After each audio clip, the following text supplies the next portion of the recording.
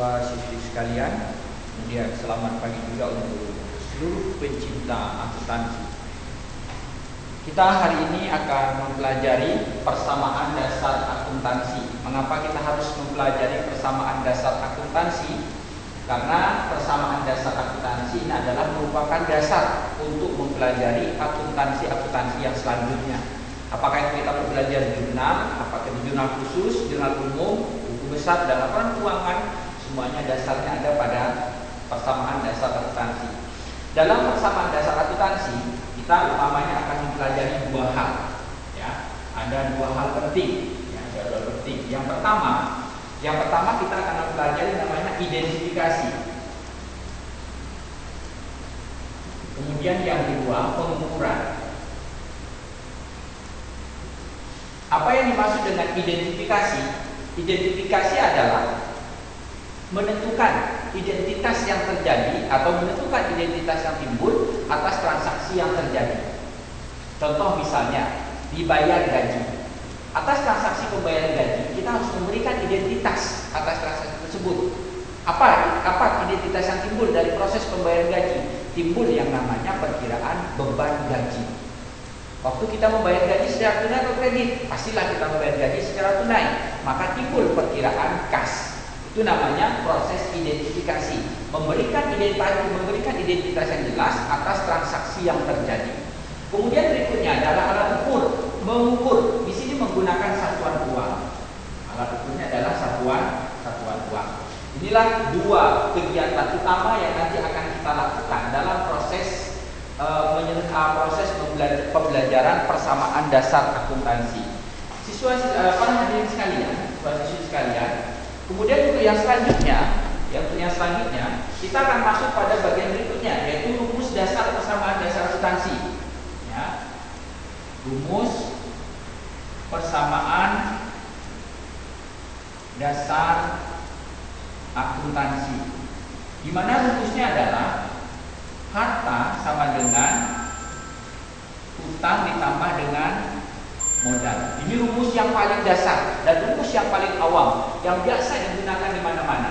Ya. Atau bisa juga menggunakan rumus yang lebih lengkap, yaitu harta sama dengan utang ditambah dengan modal ditambah dengan pendapatan.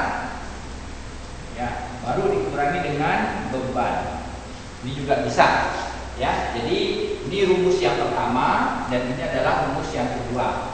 Tentu nanti dalam proses kita mempelajari persamaan dasar akuntansi, kita lebih fokus untuk menggunakan rumus yang pertama. Mengapa kita lebih fokus menggunakan rumus yang pertama? Karena rumus pertama ini adalah lebih simpel dan lebih mudah dalam proses penyelesaiannya. Tidak memerlukan tempat yang panjang. Tapi kalau kita menggunakan rumus yang kedua, harta sama dengan utang ditambah modal ditambah pendapatan dikurang biaya, ini memerlukan lembar kerja yang lumayan panjang. Oke, kita hapus saja untuk yang kedua. Jadi nanti kita lebih fokus menggunakan yang pertama. Untuk selanjutnya, kita terlebih dahulu harus memahami. Ya, kita terlebih dahulu harus memahami unsur-unsur yang ada di dalam rumus persamaan dasar akuntansi ini. Kita lihat yang pertama sekarang adalah harta. Apa itu sebenarnya harta? Harta itu adalah kekayaan. Ya, harta ini adalah kekayaan. Ya, kekayaan yang dimiliki oleh perusahaan, baik yang nampak, ya, maupun tidak nampak, atau tidak kelihatan. Ya, memiliki nilai uang. Ya, ada nilai uangnya. Ini harta. Ya, ini adalah definisi harta.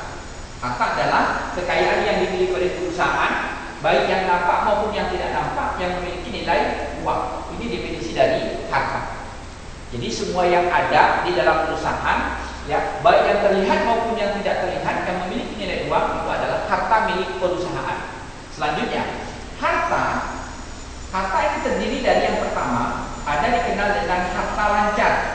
Ya, harta lancar atau biasa orang menyebutnya aktiva lancar. Kemudian yang kedua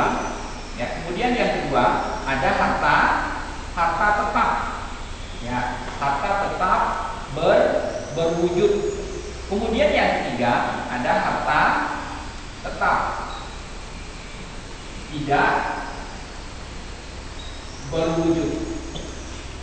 Ya, jadi ada tiga, ada harta lancar, ada harta tetap berwujud, ada harta tetap tidak berwujud. Sekarang kita lihat dulu yang pertama, harta lancar. Kalau tadi harta adalah kekayaan yang dimiliki perusahaan, baik yang nampak maupun yang tidak nampak, yang memiliki nilai uang. Itu adalah definisi harta. Harta terdiri dari satu, ada harta lancar, dua, ada harta tetap berwujud, tiga, ada harta tetap tidak berwujud. Sekarang kita lihat definisi dari harta lancar. Harta lancar adalah kekayaan yang dimiliki oleh perusahaan, masih ikut kekayaan ya, yang dimiliki oleh perusahaan yang umur ekonomisnya ya, umur ekonomisnya kurang dari 1 tahun ya, kemudian habis sekali pakai ya, habis sekali pakai dan tidak dapat diperbaharui. Ini pengertian dari aktiva lancar, kekayaan yang dimiliki oleh perusahaan yang umur ekonomisnya kurang dari 1 tahun, habis sekali pakai dan tidak dapat diperbaharui. Ya, kekayaan yang dimiliki oleh perusahaan ya, yang umur ekonomisnya kurang dari 1 tahun, habis dalam sekali pakai dan tidak dapat diperbaharui. Ya, atau kalau misalnya kita mau singkat juga boleh seperti ini saja. Uang, kita mau singkat nih. Ya, kekayaan yang umur ekonomis, umur ekonomisnya kurang dari 1 tahun boleh. Kemudian habis sekali pakai, habis 1 kali pakai, tidak bisa diperbaharui ya, kemudian tidak dapat diperbaharui. Ini juga boleh.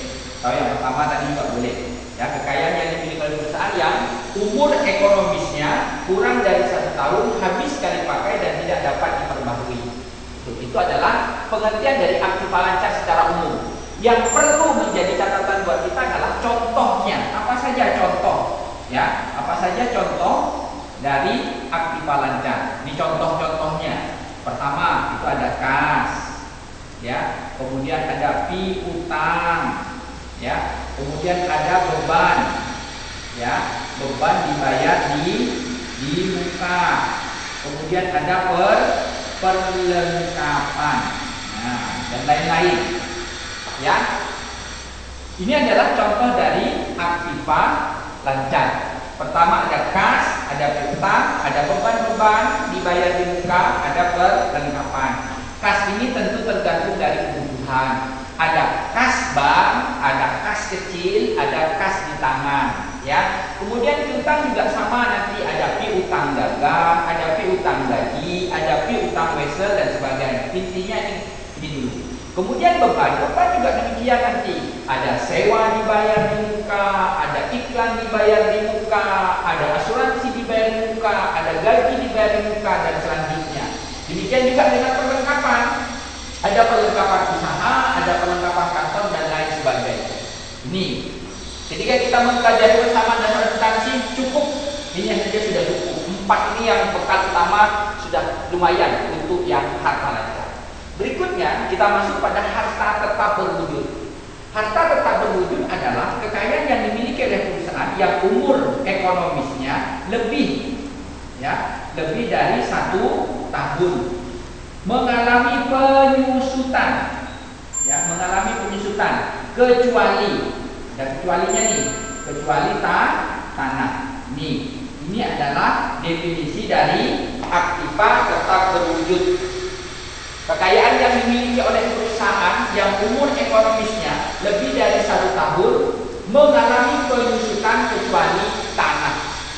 Ya, sekarang kita masuk, kita lihat apa contohnya dulu. Yang penting nih, contohnya. Contoh dari aktiva tetap berwujud. Kita mulai. Ada tanah, ya, kemudian ada gedung, ya, ada mesin-mesin, ya, ada kendaraan, ya. Kemudian setelah ada kendaraan baru ada peralatan. Itu dan lain-lain. Sudah, ini sudah cukup nih contohnya. Sementara waktu buat kita mempelajari bersama dasar akuntansi ini dulu contohnya, ya. Kemudian yang berikutnya kita masuk pada bagian yang ketiga. Harta tetap berwujud adalah kekayaan yang dimiliki oleh perusahaan yang tidak terlihat, ya, tidak terlihat, tidak nampak, ya, tapi memiliki nilai uang. Nah, ini, ya, harta tetap tidak berwujud, ya, kekayaan yang dimiliki oleh perusahaan yang tidak nampak tapi memiliki nilai uang. Ya, ini harta yang dimiliki oleh perusahaan, ya, harta yang dimiliki oleh perusahaan, dia tidak nampak, dia tidak terlihat, tetapi memiliki nilai uang. Ini contohnya, ya, contohnya misalnya ada goodwill ini atau nama baik, kemudian ada merek dagang, ya, ada merek dagang, kemudian ada hak cipta dan lain-lain. Nah, ini dulu ya. Ini yang perlu mendapatkan pemahaman yang paling penting dan paling utama bagi yang mempelajari persamaan dasar akuntansi adalah unsur yang pertama dulu, harta. Ya, unsur yang pertama adalah harta. Apa tadi harta?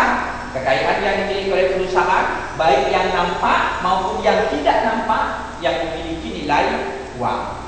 Pertama ada harta lancar, kekayaan yang dimiliki perusahaan yang umur ekonomisnya kurang dari 1 tahun, habis dalam minggu dipakai, tidak dapat diperbaharui. Contohnya ada kas, piutang, beban-beban dibayar di muka, perlengkapan.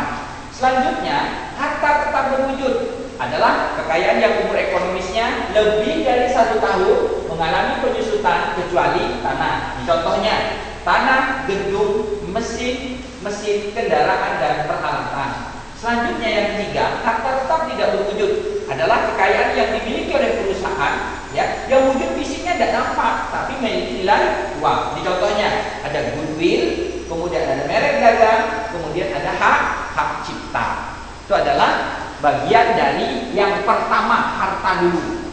Kemudian selanjutnya kita masuk pada bagian yang kedua. Kita dulu ya.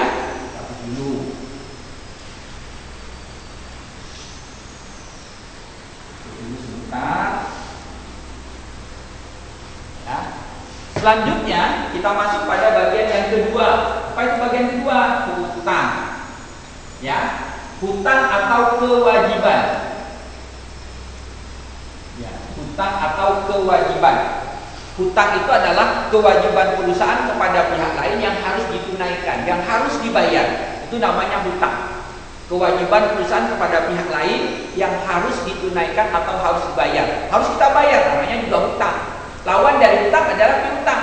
Kalau piutang orang yang berhutang sama kita, nanti orang bayar sama kita, tak terima uang. Kalau hutang kita yang bayar sama orang. Yang satu hak, yang satu harta, yang satu kewajiban. Kalau tadi piutang masuk di kolom harta. Ini hutang sekarang, kewajiban. Oke.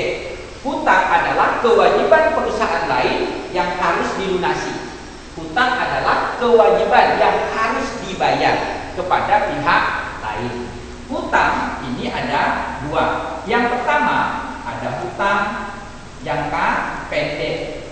Nah, hutang jangka pendek ini jangka waktu pembayarannya kurang dari 1 tahun. Ini hutang jangka pendek. Jadi hutang adalah kewajiban perusahaan kepada pihak lain yang harus ditunaikan, yang harus dibayar. Hutang itu dibagi menjadi dua. Yang pertama ada hutang jangka pendek.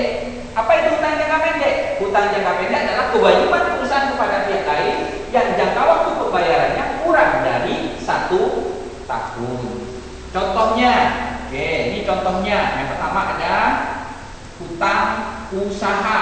Nah, kemudian ada hutang, misalnya hutang listrik, air, dan telepon.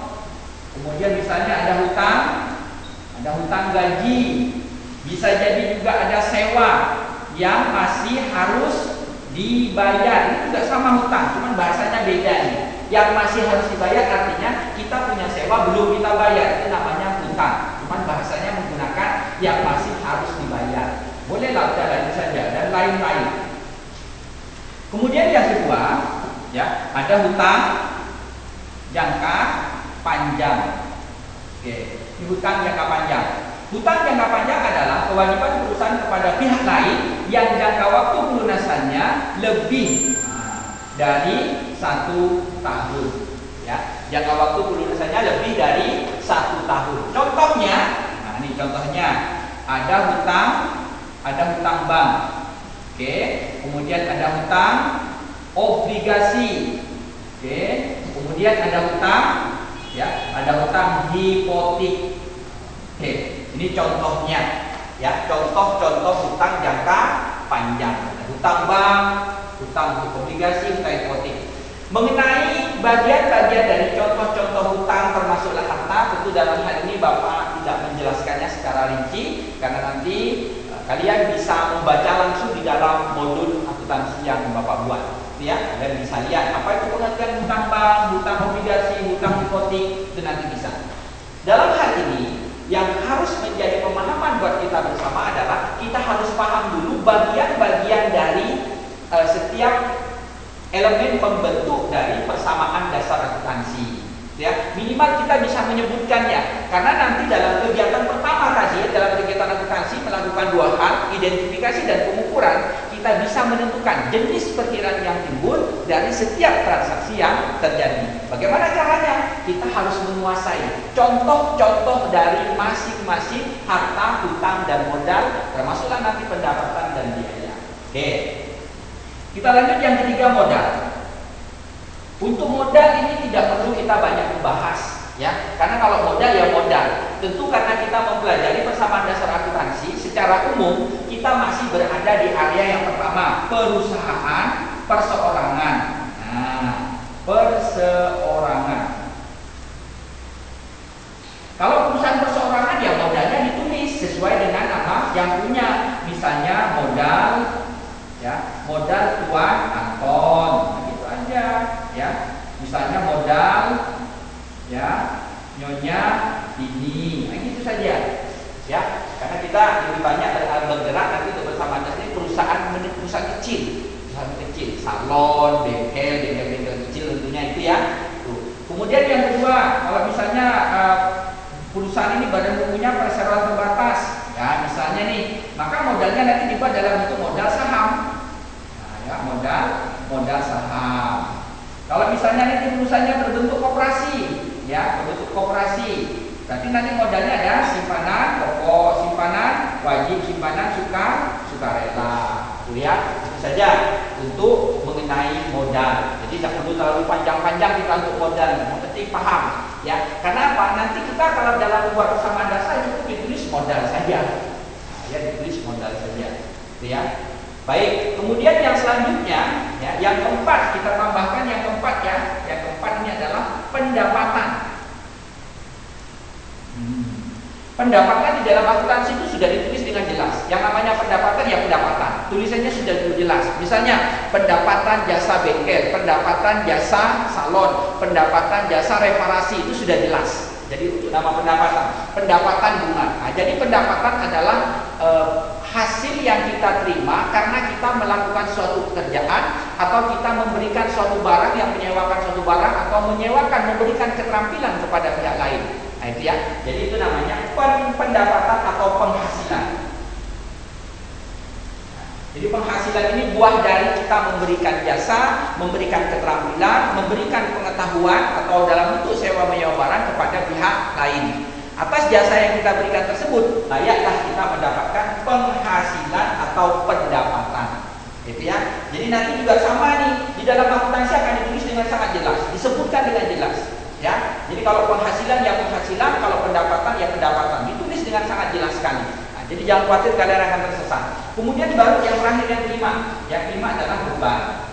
Ya, beban. Ya, beban ini adalah biaya-biaya boleh. Cuma di dalam akuntansi kita lebih familiar menggunakan kata-kata beban, ya, daripada kata-kata biaya. Kalau beban, istilah akuntansinya itu adalah expense. Tetapi kalau biaya, istilah akuntansinya itu cost. Oleh karena itu di Indonesia kos itu bisa menimbulkan multitafsir, ada arti lain. Misalnya kos itu rumah, kos itu bisa mengandung ada beberapa arti. Oleh karena itu dalam akuntansi lebih suka menggunakan kata-kata beban-beban atau expense. Jadi tidak menimbulkan tafsiran yang lain. Oke, sementara ini penjelasan singkat yang Bapak bisa berikan kepada kalian berhubungan dengan hal-hal pokok yang ada di dalam rumus dasar akuntansi. Itu harta, utang, modal, harta, utang, dan modal. Oke, baik, untuk yang selanjutnya kita kembali akan bercerita lagi nih, kita masih membahas konsep-konsep dasarnya dulu sebelum kita masuk ke persamaan dasar akuntansi. Kalau kita sudah mulai memahami ya elemen-elemen pembentuk dari persamaan dasar akuntansi, maka kita bisa dengan mudah cepat memahami persamaan dasar akuntansi. Selanjutnya ya kita akan melihat pengaruh transaksi terhadap persamaan dasar akuntansi. Kita singkat ya. Pengaruh transaksi terhadap persamaan dasar akuntansi. Ya, pengaruh transaksi terhadap persamaan dasar akuntansi. Kita lihat pengaruh pertama, ya, harta dengan harta. Maksudnya di satu sisi harta berubah, di sisi lain harta juga berubah. Contohnya bisa jadi begini, harta di sisi yang lain bertambah, tapi harta juga di sisi yang lain berkurang. Contoh misalnya begini, diterima pelunasan piutang. Kalau kita menerima pelunasan piutang, berarti kas kita bertambah, kemudian piutang kita berkurang. Nah, ini contohnya. Artinya apa? Kas bagian dari harta, piutang juga bagian dari harta. Ini namanya harta bertambah, harta berkurang, atau harta dengan harta. Contoh yang kedua misalnya, dibeli perlengkapan secara tunai. Kita membeli perlengkapan secara tunai. Perlengkapan kita bertambah, ya, perlengkapan bertambah, kemudian kas berkurang. Perlengkapan bagian dari harta, sedangkan kas juga bagian dari harta. Ini contohnya harta dengan harta. Kemudian yang kedua, harta dengan hutang. Nah, yang kedua, harta dengan hutang. Contohnya, ya, dibeli perlengkapan secara kredit. Kita membeli perlengkapan secara kredit. Karena kita membeli perlengkapan, maka perlengkapan kita bertambah. Perlengkapannya bertambah. Kita belinya secara kredit, berarti timbul hutang. Ya, kita beli belum bayar, berarti timbul hutang. Maka hutangnya juga bertambah. Itu namanya harta dengan hutang. Hartanya bertambah, hutangnya juga bertambah. Contoh yang lain apa? Contoh yang lain misalnya dibayar. Nah, ini dipindahkan. Contoh yang lain misalnya dibayar hutang. Nah, kita membayar hutang. Karena kita membayar hutang, maka apa yang kita bayar? Hutang. Kita bayar hutang nih. Kalau kita bayar hutang, berarti hutang kita berkurang. Kita bayarnya pakai apa? Pakai kas. Tapi kas kita juga berkurang. Hutang bagian dari hutang. Kas bagian dari harta. Ini namanya harta dengan hutang. Di satu sisi bisa harta bertambah, hutang berkurang, atau sebaliknya bisa. Ya. Kemudian yang ketiga harta dengan modal. Nah, harta dengan modal. Contohnya nih, yang harta dengan modal nih. Ini contoh ya, investasi pemilik berupa uang tunai misalnya. Investasi pemilik. Yang namanya investasi pemilik pasti apa yang investasikan? Kas. Oh ya udah, kasnya bertambah. Untuk apa? Untuk modal. Berarti modalnya juga bertambah. Ini kas dan modal. Contoh lain apa? Pengambilan uang tunai untuk keperluan pribadi. Oh, boleh. Berarti kasnya berkurang, modalnya juga berkurang. Itu contoh. Ya. Kemudian apakah bisa mengalami perubahan tiga-tiganya? Ya. Apakah bisa mengalami perubahan tiga-tiganya? Bisa saja, ya, bisa saja mengalami perubahan tiga-tiganya bisa. Contohnya misalnya begini, perusahaan membuatkan perusahaan ini sudah berjalan. Namun karena perusahaan ini dianggap tidak lancar, perusahaan dijual kepada pihak lain. Nah, bisa nanti itu hutangnya masih ada, modalnya ada. Itu berarti dilakukan penilaian ulang. Ya, tetapi untuk sementara waktu kita jangan terlalu jauh-jauh lah. Ini dulu saja, tidak ini saja. Walaupun ada yang lain, nanti di bagian lain itu kita akan kembangkan ketika kita membahas soal. Jadi sementara waktu cukup 3 bagian ini saja dulu. Karena apa? 3 bagian ini yang paling utama dan paling sering terjadi. Ya, oke, sudah kita masuk ya. Pengaruh transaksi terhadap persamaan dasar akuntansi. Oke, sekarang kita atur dulu. Pengaruh transaksi terhadap persamaan dasar akuntansi sudah. Kemudian selanjutnya, ini yang tidak kalah pentingnya nih, ya, transaksi yang berpengaruh langsung. Nah, transaksi yang berpengaruh langsung terhadap PDA, terhadap persamaan dasar akuntansi. Transaksi yang berpengaruh langsung terhadap persamaan dasar akuntansi. Ada beberapa transaksi yang terjadi di dalam perusahaan. Jika transaksi itu terjadi, pasti dampaknya langsung ke modal. Ingat, yang kita bahas adalah persamaan dasar akuntansi. Jangan bicara jurnal, ini belum. Kita masih belajar akuntansi yang paling dasar. Akuntansi yang paling dasar sekali. Kenapa? Ketika dasar akuntansi ini sudah terbentuk dengan baik, maka nanti jika kalian ingin mempelajari akuntansi yang lain, kalian sudah punya dasar yang kokoh untuk mempelajari akuntansi yang berikutnya. Gitu ya? Oke, transaksi yang berpengaruh langsung terhadap akuntansi. Yang pertama, ya, menambah. Ada yang menambah modal. Ya, ada yang menambah modal. Ya, transaksi yang menambah modal. Yang menambah modal. Apa saja transaksi yang menambah modal? 1. Investasi pemilik pasti menambah modal. Kemudian yang kedua, ya, penghasilan. Yang ketiga, laba penjualan aktiva. Ya, ini transaksi yang langsung menambah modal. Pertama, investasi pemilik. Yang kedua, penghasilan atau pendapatan. Ya. Kemudian laba penjualan aktiva. Ya, berarti ada 3. Kemudian yang berikutnya, yang kedua, ini kan menambah. Yang kedua ini mengurang. Ya, mengurang modal. Ada transaksi yang langsung mengurangi modal. Ada. Yang pertama apa? Prepay. Apa tadi prepay? Ya, prepay adalah pengambilan pribadi. Kemudian yang kedua, kalau di sini penghasilan, berarti di sini ada beban. Kemudian di sini ada apa? Di sini ada rugi. Nah, rugi penjualan aktiva.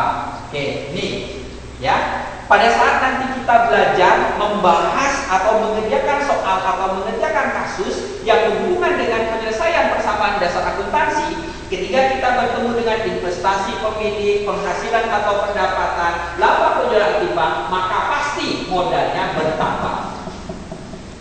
Demikian juga jika kita bertemu dengan prepay atau pengambilan pribadi, kita membayar beban-beban atau terjadi rugi penjualan aktiva, maka pasti mengurangi modal. Ini ya, ini transaksi yang berpengaruh langsung terhadap persamaan dasar akuntansi.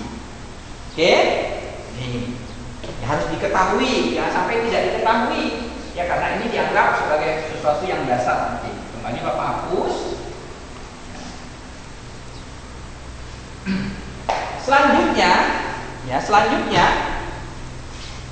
Selanjutnya kita akan mempelajari.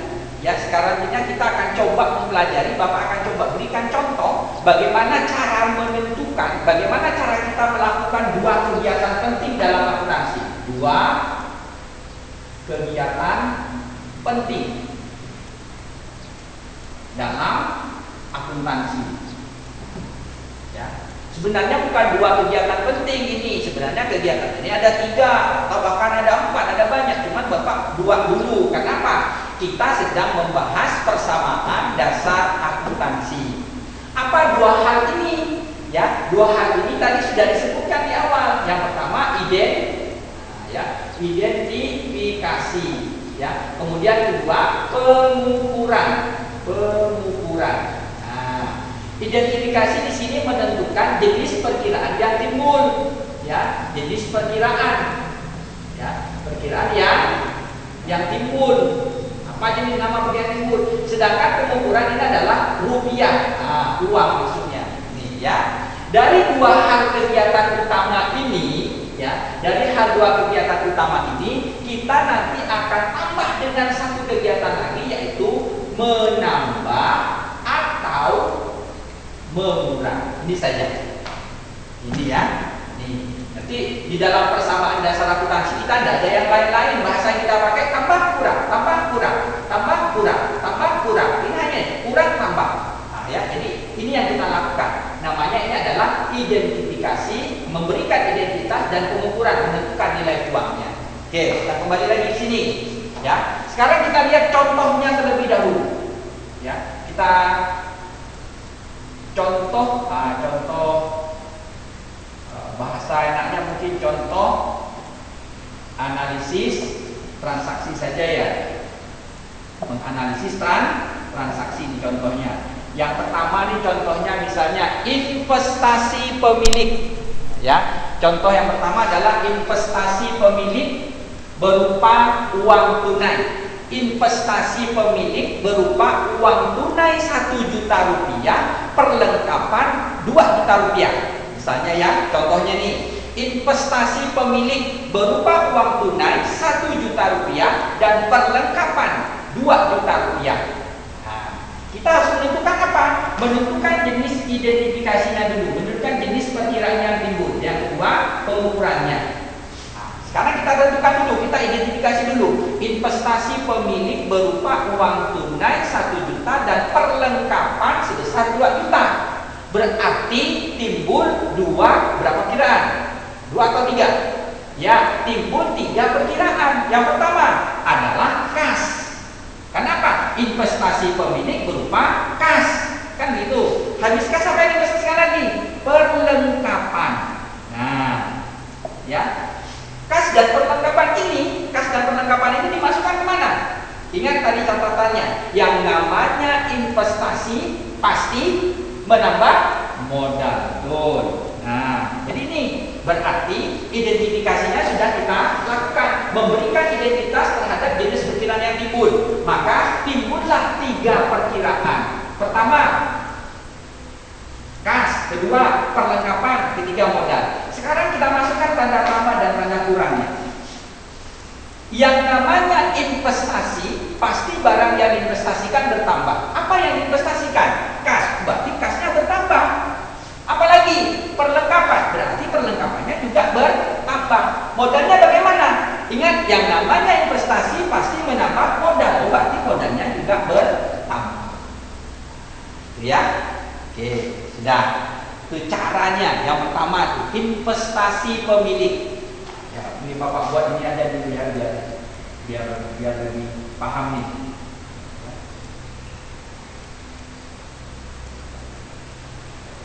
Investasi pemilik. Investasi pemilik berupa kas 1 juta, kemudian perlengkapan besar 2 juta. Nah, sudah. Jadi langkah pertama memberikan identitas sudah. Ya, kemudian yang kedua pengukuran. Belum nih pengukurannya. Sekarang kita masukkan alat ukurnya apa? Uang kasnya 1 juta. Kemudian perlengkapannya berapa? Ya, perlengkapannya 2 juta. Berarti modalnya berapa? Ingat, kas dan perlengkapan diinvestasikan untuk modal, maka modalnya bertambah 3 juta. Oke, itu ya. Itu yang pertama. Kemudian yang kedua nih, misalnya pembelian, ya, pembelian peralatan, ya, kemudian peralatan ya, senilai misalnya 500.000 tunai. Oke, pembelian peralatan senilai 500.000 tunai. Kita harus menentukan dulu berapa jenis perkiraan yang timbul. Ingat, yang namanya pembelian pasti barang yang dibeli bertambah. Itu hukumnya. Yang namanya kita membeli pasti barang yang kita beli bertambah. Apa yang kita beli? Peralatan. Kita turunkan, berarti peralatannya bertambah. Waktu kita beli, tunai atau kredit? Oh, kita belinya secara tunai. Kalau tunai bayarnya pakai kas. Berarti kas kita bagaimana? Berarti kas kita berkurang. Sudah. Alat ukurnya sudah dimasukkan, tanda tambah minusnya juga sudah dimasukkan. Lalu kita masukkan alat ukurnya berupa uang 500.000. Ya, jadi peralatan bertambah 500.000, kas berkurang 500.000. Itu cara membacanya. Ya. Kemudian yang ketiga, Yang ketiga misalnya pembelian. Masih pembelian nih, pembelian perlengkapan. Oke. Pembelian perlengkapan 1 juta rupiah, ya, kredit. Oke, kredit artinya belum bayar. Ingat apa tadi kuncinya? Ini transaksinya pembelian perlengkapan. Yang namanya membeli pasti barang yang dibeli bertambah. Oke, apa yang dibeli? Perlengkapan. Kita tulis dulu di sini. Perlengkapan. Berarti perlengkapannya bertambah. Berapa uangnya? 1 juta. Waktu kita beli sudah dibayar belum? Belum. Kalau kita belum bayar, beli barang belum bayar, berarti timbul hutang. Bukan timbul kredit, timbul hutang. Maka hutangnya bertambah. Berapa uang? 1 juta rupiah. Oke. Itu ya. Silakan. Satu, dua, tiga. Selanjutnya kita pindah ke sebelah sini, ya. Ini pastinya kalian sudah mencatat atau apa yang Bapak coba hapus, ya. Kita pindah ke sini nih. Berarti sekarang yang ini sekarang yang keempat, ya. Dua sudah nih. Nah, sekarang penghasilan, ya. Diterima penghasilan, ya. Diterima penghasilan tunai 2 juta. Diterima penghasilan tunai. Maksudnya penghasilan jasa bolehlah. Ini Bapak menggunakan bahasa yang singkat. Diterima penghasilan tunai sebesar 2 juta rupiah. Diterima penghasilan. Ingat, perkiraan yang menambah dan mengurangi modal. Penghasilan atau pendapatan berarti menambah modal. Kita tulis langsung modalnya bertambah. Berapa duit? 2 juta. Uangnya sudah diterima belum? Tunai. Ini ada katanya tunai nih. Kalau tunai berarti uangnya sudah diterima, maka kasnya juga bertambah. Berapa duit? 2 juta rupiah. Nah, itu. Ya, diterima penghasilan jasa tunai. Ingat, penghasilan atau pendapatan langsung menambah modal. Sekarang kita lanjut yang kelima. Diterima penghasilan 2 juta. Tapi uangnya belum diterima. Nah, ini diterima penghasilan 2 juta rupiah, tapi uangnya belum diterima. Kita sudah bekerja, sudah selesai kita kerjakan, jasa sudah kita berikan, namun orang yang menerima jasa dari kita belum membayar. Yang jelas ini namanya pasti, yang namanya penghasilan pasti betul. Modalnya bertambah. Berapa duit? 2 juta. Pinter. Modalnya pasti bertambah 2 juta. Uangnya sudah diterima belum? Uangnya belum diterima, maka timbul piutang. Nah, kalau kita beli belum bayar, timbul hutang. Kalau kita bekerja orang belum bayar, maka timbul piutang. Piutangnya bertambah. Berapa duit?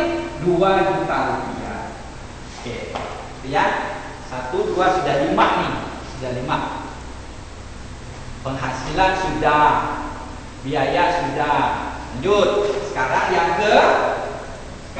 ke-6. Nah, diterima pelunasan piutang. Ayo, diterima pelunasan piutang, misalnya 1 juta.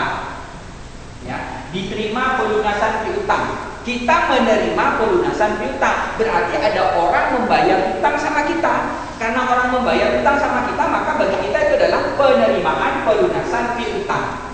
Diterima pelunasan piutang. Kita terima duit berarti ini berapa duit? 1 juta. Kalau kita terima uang berarti apa yang bertambah? Betul, berarti kasnya bertambah. Kasnya bertambah berapa? 1 juta. Pertanyaan berikutnya, dari mana kita terima uang 1 juta ini? Dari pelunasan piutang. Ada orang bayar hutang, maka piutang kita menjadi berkurang. Berapa duit? 1 juta. Lihat ini, diterima penghasilan 2 juta tapi uangnya belum diterima. Kita catat modal bertambah 2 juta, piutang bertambah 2 juta. Kemudian orang ini datang membayar, kita diterima pelunasan piutang 1 juta. Berarti kas kita bertambah 1 juta, piutang berkurang 1 juta. Gitu ya.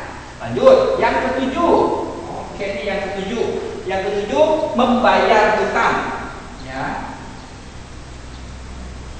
Membayar hutang. Bolehlah nih lengkap sedikit, senilai 500.000. Nah, membayar hutang senilai 500.000. Kita membayar hutang. Waktu kita berhutang nih, dibeli perlengkapan 1 juta, kredit belum bayar, perlengkapan bertambah, hutang bertambah. Sekarang kita membayar hutang. Kalau kita membayar hutang, berarti hutang kita bagaimana? Hutangnya sudah kita bayar, berarti hutang kita betul. Maka hutang kita berkurang. Berapa kita bayarnya? 500.000. Kemarin kita punya hutang 1 juta, baru dibayar 500.000. Berarti hutang kita tinggal berapa? Masih ada 500.000. Bayar hutangnya pakai apa? Ayo, bayar hutang pakai apa? Hah? Pakai SMS? Bro, aku bayar hutang ya. Tolong kurangi hutangku ini, aku kirim SMS-nya. Tidak bisa, bayar hutang yang itu pakai kas, maka kasnya berkurang. Berapa duit? 500.000. Ya, oke, sudah. 7. Sekarang yang ke-8. Oke, yang ke-8. Yang ke-8. Pengambilan untuk keperluan pribadi. Ya. Pengambilan untuk keperluan pribadi berupa kas 100.000, perlengkapan ya, perlengkapan misalnya 50.000. Ingat ya, kebalikan dari investasi. Kalau investasi itu pasti menambah modal, kalau pengambilan untuk keperluan pribadi atau prefer pasti mengurangi modal. Kalau investasi, barang yang diinvestasikan bertambah. Kalau prefer, barang yang diambil berkurang. Apa tadi? Yang namanya pengambilan pribadi pasti mengurangi modal. Kita tulis dulu, modal berkurang. Sebesar berapa? Sebesar 150.000. Dari mana 150.000? Kas 100.000, perlengkapan 50.000. Baru yang berikutnya apa? Ya, kas berkurang 100.000. Tambah juga dengan perlengkapan juga berkurang 50.000. Itu untuk pengambilan untuk keperluan pribadi. Ya. Karena ini kalau prefer ini kebalikan dari investasi. Prefer kebalikan dari investasi. Kemudian yang berikutnya, yang penghasilan tadi sudah nih. Ini penghasilan sudah. Ada satu yang tertinggal. Apa itu? Biaya. Nah, di sini nih, biaya. Berarti yang ke-9, biaya. Nah, ya. Yang namanya biaya, ya. Yang namanya biaya tidak perlu Bapak kasih contoh soal, karena biaya nanti paling sering terjadi. Yang namanya biaya pasti modal berkurang dan apakah kas? Tidak selamanya. Jadi yang namanya biaya pasti modal berkurang dan aktiva juga berkurang. Aktiva juga berkurang. Itu saja. Ya. Tidak selamanya kas, tetapi memang lebih sering terjadi itu adalah kas. tetapi tidak selamanya kas. Ini untuk yang biaya. Jadi Bapak contohkan misalnya begini, dibayar gaji. Ketika kita membayar gaji berarti modal berkurang, kas berkurang. Tetapi ketika kita misalnya membayar sewa juga sama. Kalau kita membayar sewa berarti misalnya dibayar sewa 12 juta rupiah, maka modal berkurang, kas juga berkurang. Tetapi tidak selamanya kas. Contohnya biaya perlengkapan. Perlengkapan yang terpakai 100.000 rupiah, maka modal berkurang, perlengkapan berkurang. Karena penyebab timbulnya biaya tadi berada pada perlengkapan. Itu ya. Oke, baik siswa-siswi sekalian dan pecinta akuntansi, ya. Demikian penjelasan sementara waktu, ya, penjelasan sementara waktu mengenai proses penyelesaian atau langkah-langkah atau dasar-dasar awal di dalam proses pembuatan persamaan dasar akuntansi. Ada beberapa bagian Bapak masih belum tampilkan di dalam contoh-contoh ini, tetapi untuk sementara waktu buat teman-teman, buat siswa-siswi sekalian yang ingin mempelajari akuntansi, ingat kuncinya, ya. Kalianlah yang harus mengkonstruksi sendiri pengetahuan. Kalian yang harus membentuk sendiri pengetahuan akuntansi. Ingat, akuntansi itu tidak bisa, ilmunya tidak bisa diturunkan. Tidak seperti ilmu olah kanuragan, ya. Nanti Pak Guru langsung turunkan, itu tidak bisa. Akuntansi harus dipelajari. Setelah dipelajari, cobalah untuk banyak berlatih. Ketika kalian berlatih, maka kalian akan sering mengingat. Ketika kalian banyak mengingat, maka kalian akan timbul kepahaman. Dengan timbul kepahaman, maka kalian akan menguasai ilmunya. Jadi langkahnya itu lumayan panjang. Akuntansi ini adalah keterampilan, harus dilatih, dan dilatih. Itu saja untuk video kali ini. Nanti kita akan lanjutkan pada video yang kedua. Video yang kedua kita akan berlatih menyelesaikan persamaan dasar akuntansi. Ya, jadi nanti video yang kedua kita akan berlatih menyelesaikan persamaan dasar akuntansi. Tentu nanti di video kedua ini Bapak lebih dahulu akan share dulu soalnya. Nanti ada soal-soalnya. Nah, kemudian setelah Bapak share soal-soalnya, barulah nanti kita berlatih bagaimana cara menyelesaikan persamaan dasar akuntansi, mulai dari persamaan dasar akuntansinya sampai dengan proses menyusun laporan keuangannya. Itu saja, ya. Tetap selalu semangat, jaga kesehatan, ingat patuhi aturan pemerintah dalam kondisi Covid seperti sekarang ini. Selamat pagi.